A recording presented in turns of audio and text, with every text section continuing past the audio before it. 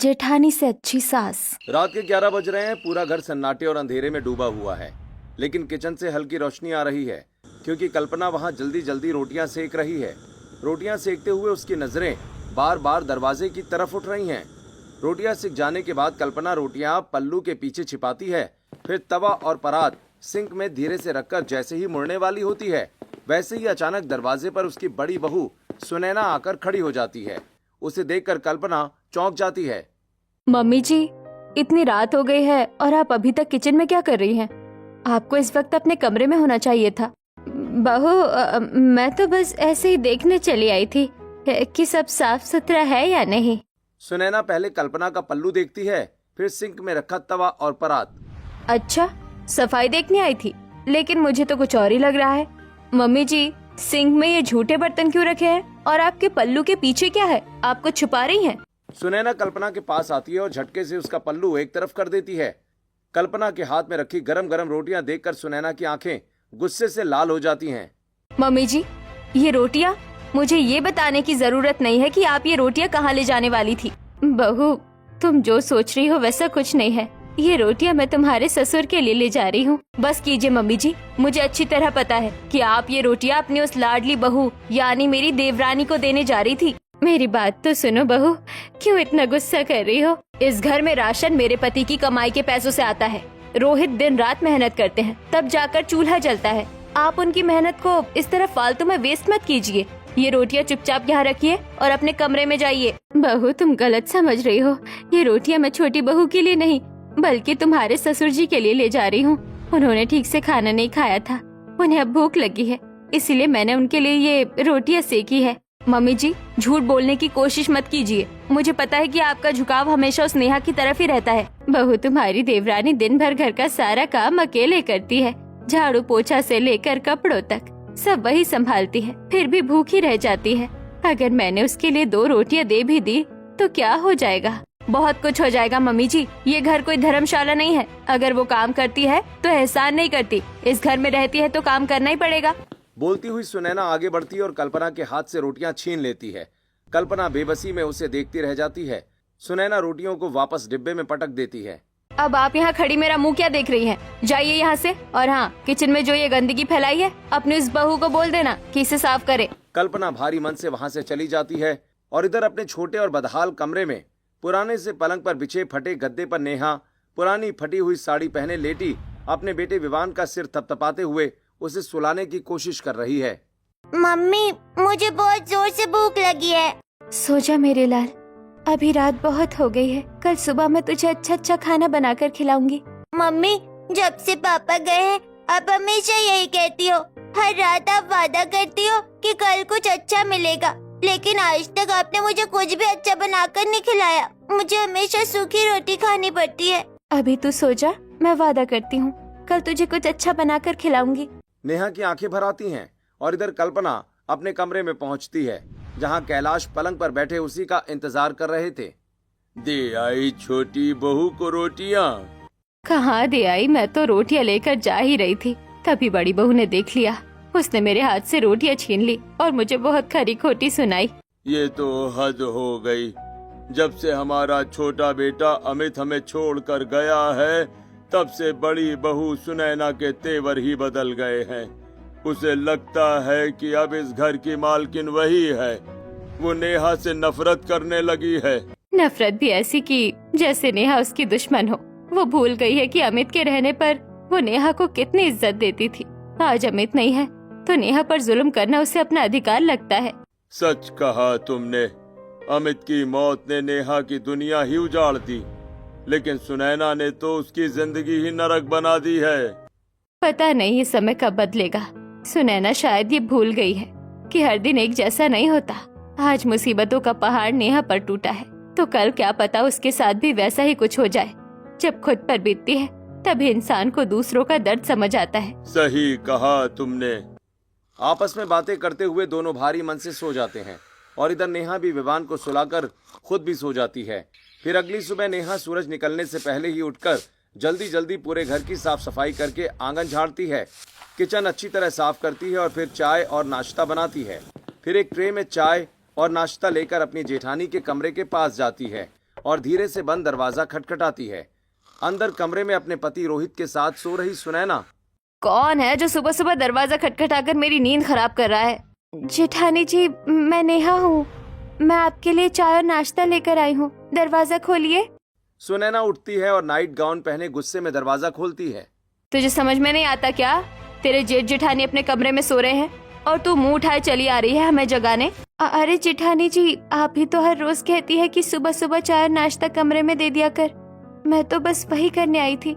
मैं कहती हूँ जब हम सोकर उठ जाए तब, लेकिन तू ये बात क्यों समझेगी? तेरा पति तो अब है नहीं। नेहा का दिल भर आता है। वो कुछ नहीं बोलती और चाय की ट्रे सुनैना को पकड़ाकर किचन में चली जाती है और वहां खड़ी होकर रोने लगती है। तभी विवान अपनी फटी हुई सरकारी स्कूल की यूनिफॉर्म पहने वहां आता है। क्या हुआ मम्मी, आप फिर से रो रही हो? आंसू पोंछती हुई नेहा। कुछ नहीं बेटा, बस आँख में कचरा चला गया था। तू तैयार हो गया? चल मैं तेरे लिए टिफिन पैक कर देती हूँ। नेहा फ्रिज में रखे अंडे निकालकर ऑमलेट बनाने लगती है। विवान ऑमलेट की खुशबू सूंघकर खुश हो जाता है। वाह मम्मी, आज आप मुझे टिफिन में ऑमलेट दोगे? नहीं बेटा, ये ऑमलेट तुम्हारे लिए नहीं है, ये तुम्हारे बड़े भाई राहुल के लिए है। मैं तुम्हारे लिए सूखी रोटी गरम करती हूँ। नहीं मम्मी, मुझे भी ऑमलेट खाना है। प्लीज मुझे भी ऑमलेट बना कर दो ना। आपने रात में कहा था कि सुबह अच्छा अच्छा खाना बनाऊंगी। बेटा बात समझ, ये अंडे जेठानी जी ने मंगवाए हैं। अगर उन्हें पता चला तो वो बहुत हंगामा करेंगी। मैं तुझे रोटी में चीनी डालकर दे दूंगी, वो खा लेना। तभी उसकी सास कल्पना किचन में आती है और नेहा की बातें सुनकर, बहू क्यों इस छोटे से बच्चे की जिद नहीं मान रही? दे दे इसे भी ऑमलेट। नहीं मम्मी जी, आप तो सब जानती है कि ये ऑमलेट किसके लिए बन रहा है। तो उसकी चिंता मत कर, सुनैना को मैं संभाल लूंगी। आज तो अपने बेटे को टिफिन में ऑमलेट ही देगी, आखिर ये भी तो मेरा ही पोता है। अपनी सास के कहने पर नेहा आधा ऑमलेट विवान के टिफिन में और आधा राहुल के टिफिन में रख देती है और वो दोनों टिफिन लेकर हॉल में पहुंचते हैं।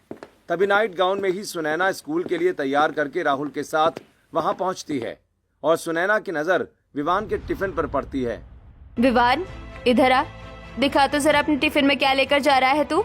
विवान जैसे ही सुनैना के पास पहुंचता है, सुनैना विवान के हाथ से टिफिन छीनकर उसे खोलती है और टिफिन में ऑमलेट देखकर, ये क्या है?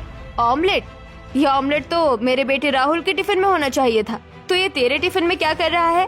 जेठानी जी, आज विवान बहुत जिद कर रहा था तो मैंने थोड़ा सा ऑमलेट उसके टिफिन में भी रख दिया। तेरी हिम्मत कैसे हुई ऑमलेट अपने बेटे के टिफिन में रखने की? तू भूल गई है क्या कि तेरी हैसियत क्या है इस घर में? बड़ी बहू, अगर छोटी बहू ने विवान के टिफिन में थोड़ा सा ऑमलेट रख भी दिया तो क्या गलत हो गया? बच्चा ही तो है, खा लेगा तो कोई पहाड़ नहीं टूट जाएगा।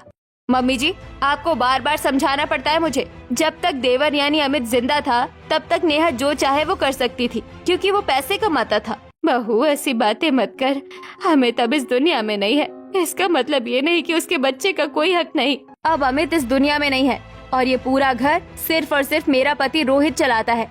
जो मैं चाहूंगी वही होगा। ये अंडे फ्री में नहीं आते, पैसे से आते हैं और वो पैसा मेरा पति कमाता है, इसीलिए ऑमलेट सिर्फ मेरा बेटा ही खाएगा। सुनैना विवान के टिफिन से ऑमलेट निकालती है और राहुल के टिफिन में ठूस देती है। विवान रोने लगता है। तभी स्कूल बस का हॉर्न सुनाई पड़ता है। चल राहुल बेटा, स्कूल बस आ गई है, मैं तुझे बस तक छोड़ कर आती हूँ। सुनैना राहुल को लेकर बाहर चली जाती है। आंखों में आंसू लिए नेहा किचन में जाती है और एक सूखी रोटी में तेल लगाकर गर्म करके विवान के टिफिन में रख देती है और हॉल में विवान के पास आकर उसे टिफिन देते हुए, चल बेटा, देर हो रही है, मैं तुझे तेरे स्कूल छोड़कर आती हूँ। नेहा विवान को लेकर पैदल ही स्कूल की तरफ निकल पड़ती है। विवान का सरकारी स्कूल घर से कुछ दूर है। तभी चलते चलते नेहा को कुछ याद आता है। नेहा को वो दिन याद आता है जब घर में सब कुछ ठीक था। उस दिन सुबह सुबह वो अपनी जेठानी के साथ किचन में ऑमलेट बना रही थी और अंडे कम पड़ गए थे। अरे देवरानी जी, अंडे तो कम पड़ गए हैं। मैंने इनको बोला था कि शाम को ऑफिस से आते समय लेते आना, पर वो भूल गए। कोई बात नहीं जेठानी जी, आप एक काम कीजिए, राहुल के टिफिन में ऑमलेट रख दीजिए। मैं विवान के लिए रात की रोटी तेल लगाकर गरम कर दूंगी। नहीं देवरानी, तुम कैसी बात कर रही हो? विवान को ऑमलेट बहुत पसंद है। तुम एक काम करो, मैं राहुल के टिफिन में रोटी रख दूंगी और तुम विवान के टिफिन में ऑमलेट रख दो। सुनैना जबरदस्ती विवान के टिफिन में ऑमलेट रख देती है। बीते खुशहाल दिनों के बारे में सोचते हुए नेहा कब स्कूल पहुंच जाती है उसे पता ही नहीं चलता। तभी विवान उसकी साड़ी का पल्लू खींचता है और, मम्मा स्कूल आ गया। ठीक है बेटा, तुम स्कूल जाओ। नेहा विवान को स्कूल के गेट पर छोड़ती है और वापस घर की तरफ चल देती है। रास्ते में उससे पड़ोसन गीता रोक लेती है।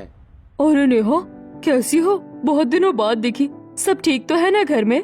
हाँ दीदी, सब ठीक है, बस काम में थोड़ी व्यस्त रहती हूँ। नेहा जिस समय गीता से बात कर रही थी उसी समय उसकी जेठानी सुनैना पूरे घर का मुआयना कर रही थी और फिर हॉल में हाथ कमर पर रखकर खड़ी होकर नेहा के घर आने का इंतजार करने लगती है।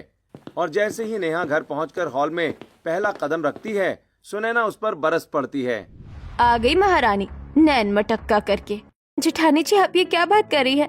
मैं तो बस विवान को स्कूल छोड़कर आ रही हूँ। हाँ मुझे पता है, सारा काम जल्दी जल्दी निपटाकर बाहर नैन मटक्का करने ही तो जाती हो। तभी उसकी सास कल्पना कमरे से बाहर आती है। बड़ी बहू, तू अपनी देवरानी के बारे में ये कैसी बातें कर रही है? तू ऐसा सोच भी कैसे सकती है उसके बारे में? मम्मी जी, आप ही देखिए ना, पूरे घर में धूल मिट्टी जमी है, किचन का प्लेटफॉर्म अभी भी गीला है। ये कब से बेटे को स्कूल भेजने गई थी और अब वापस आई है। अरे जेठानी जी, वो रास्ते में पड़ोसन ने रोक लिया था, वो बातें करने लगी थी इसलिए थोड़ी देर हो गई। हाँ बहू, अगर वो किसी से दो बातें कर रही थी तो इसका मतलब ये थोड़ी ना है कि वो नैन मटक्का कर रही है। मम्मी जी, मैं देख रही हूँ कि अमित के जाने के बाद आप देवरानी की तरफदारी कुछ ज्यादा ही करने लगी हैं। मैं कुछ भी कहती हूँ तो आपको बुरा लगता है और ये कुछ भी करे आपको सब सही लगता है। बहू, ऐसी बात नहीं है, लेकिन जो सच है वही तो कहूँगी ना। तो बेवजह उस पर इल्जाम लगा रही है। तभी कैलाश हॉल में आते हैं। अरे तुम सास बहू में फिर से किस बात की बहस चल रही है?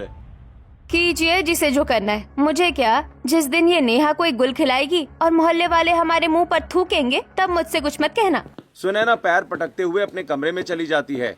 नेहा दौड़कर कल्पना के गले लग जाती है और रोने लगती है। मम्मी जी, आप जेठानी जी से बहुत अच्छी हैं। अगर आप यहाँ न होती तो पता नहीं वो मेरा क्या हाल करती। बहू तू चिंता मत कर, जब तक मैं जिंदा हूँ मैं हमेशा तेरा साथ दूंगी। और मेरी एक बात हमेशा याद रखना, दिन हमेशा एक जैसे नहीं रहते। वक्त का पहिया घूमेगा और सब ठीक हो जाएगा। तभी कैलाश की नजर नेहा के पल्लू पर पड़ती है जो जगह जगह से फटा हुआ है। ठीक है मम्मी जी, अब मैं बाकी का काम कर लेती हूँ, वरना जेठानी जी फिर से कुछ नया मुद्दा बना लेंगी। मुझे कपड़े भी धोने हैं। नेहा वहाँ से बाथरूम की तरफ चली जाती है जहाँ कपड़ों का ढेर लगा है। वो कपड़े धोना शुरू करती है। इधर कल्पना और कैलाश बालकनी में जाकर खड़े हो जाते हैं। क्या हुआ जी, आप इतने परेशान क्यों लग रहे हैं? देखो कल्पना, बड़ी बहू कितने ऐशो आराम से रह रही है, उसके ठाट बाट देखो। और दूसरी तरफ छोटी बहू को देखो, बेचारी ने कितनी फटी हुई साड़ी पहनी है। मुझे देखकर तो बहुत दुख होता है।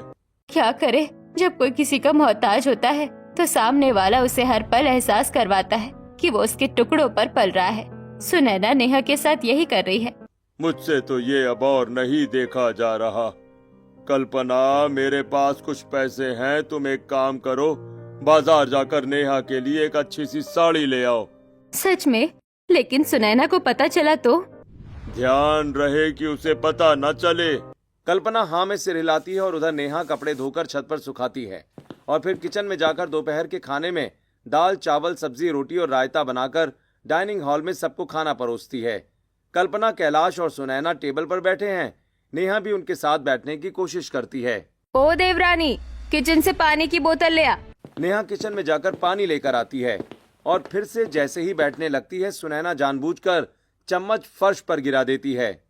अरे चम्मच गिर गई। देवरानी, दूसरी चम्मच लेकर आ। नेहा किचन में जाती है और चम्मच लेकर वो वापस आती है और सुनैना को देकर जैसे ही बैठकर रोटी का निवाला तोड़ती है। अरे नमक की डिब्बी में नमक कम लग रहा है। देवरानी, नमक लेकर आ। सुनैना उसे बार बार किसी न किसी बहाने से उठा रही है ताकि वो चैन से खाना न खा सके। नेहा किचन और डाइनिंग टेबल के बीच चक्कर काटती रहती है। बाकी सब खाना खा लेते हैं और उठने लगते हैं और नेहा टेबल पर बैठकर खाना खाने लगती है। देवरानी, ये क्या कर रही हो तुम? हम सब ने खाना खत्म कर लिया और तुम अभी तक खा ही रही हो। कितनी सुस्त हो तुम। जेठानी जी, अभी तक तो मैं किचन के ही चक्कर लगा रही थी, मुझे बैठने का मौका ही कहाँ मिला। बहाने बनाना छोड़ो, अब खाना बाद में खाना। पहले ही जूठे बर्तन उठाओ और सिंक में जाकर साफ करो।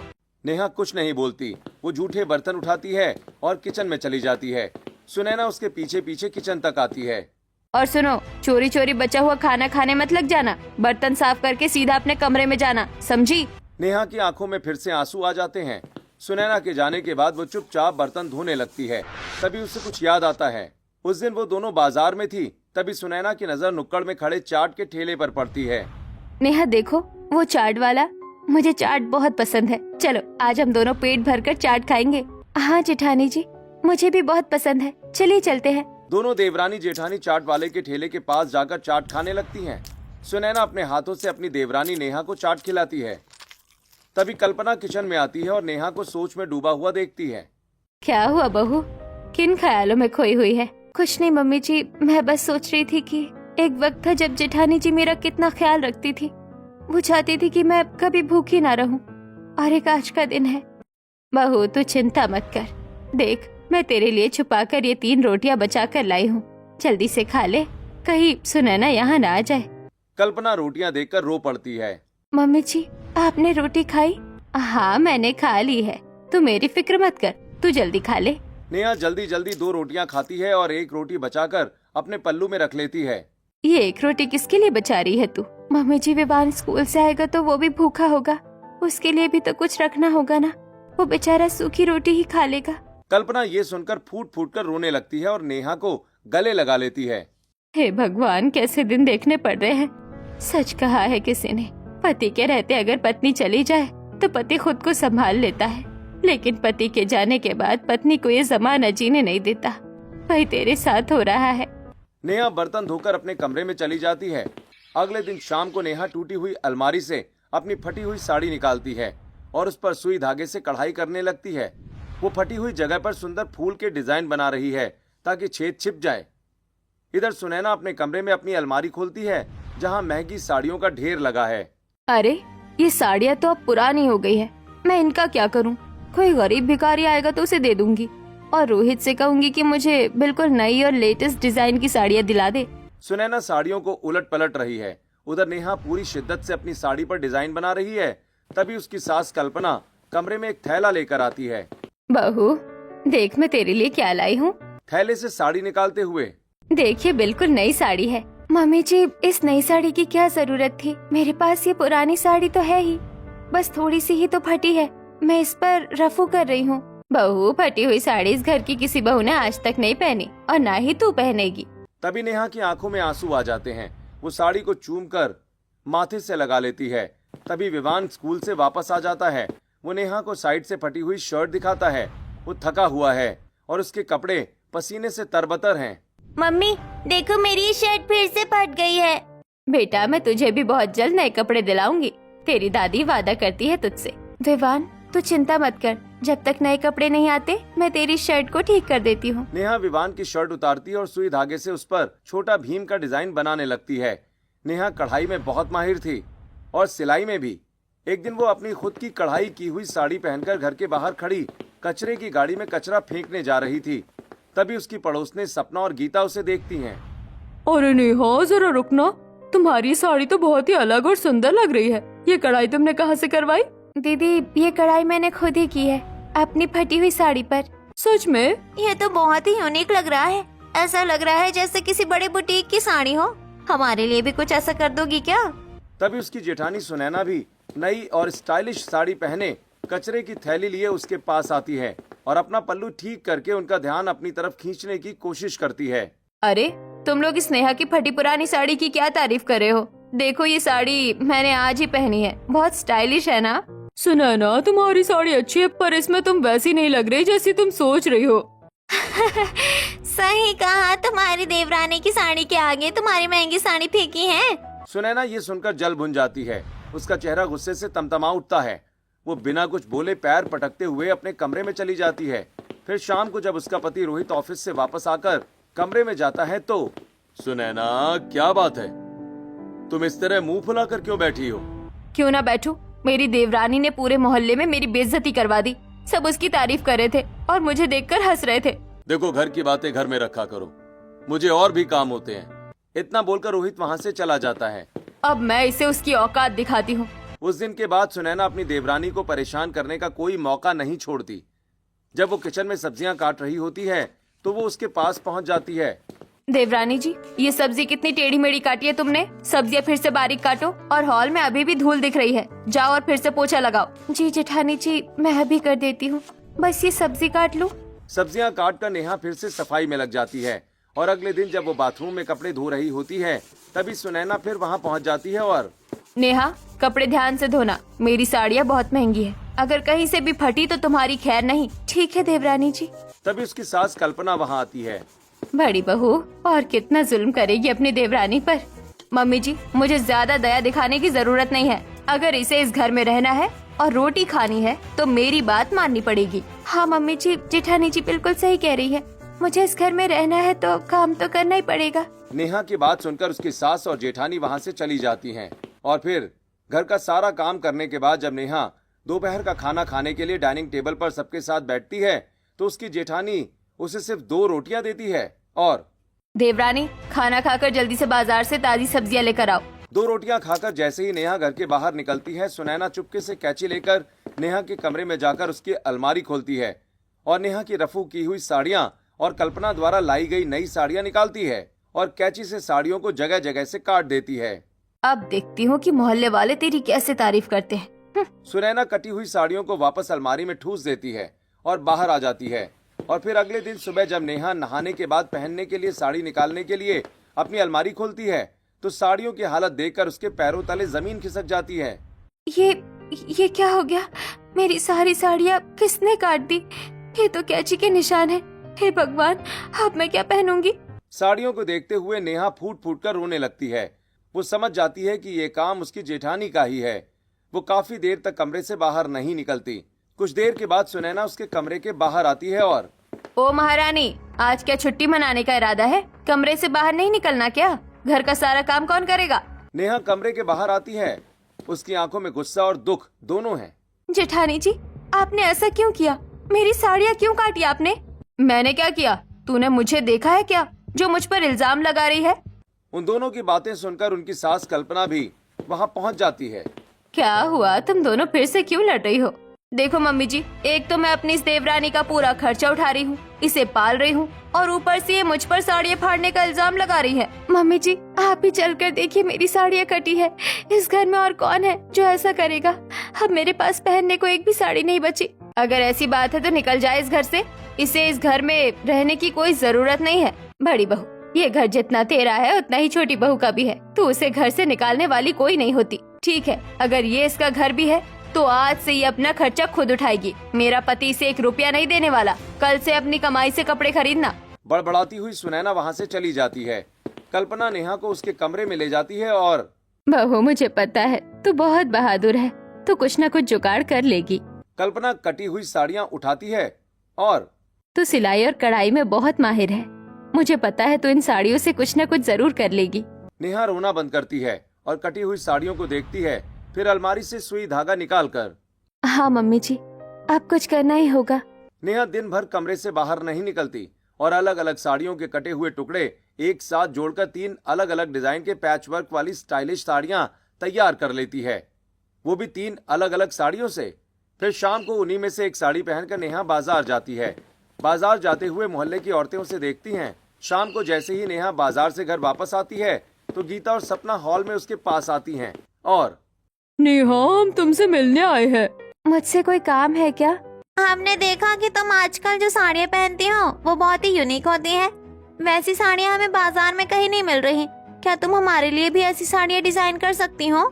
सोफे पर बैठी मैगजीन पढ़ रही सुनैना। क्या?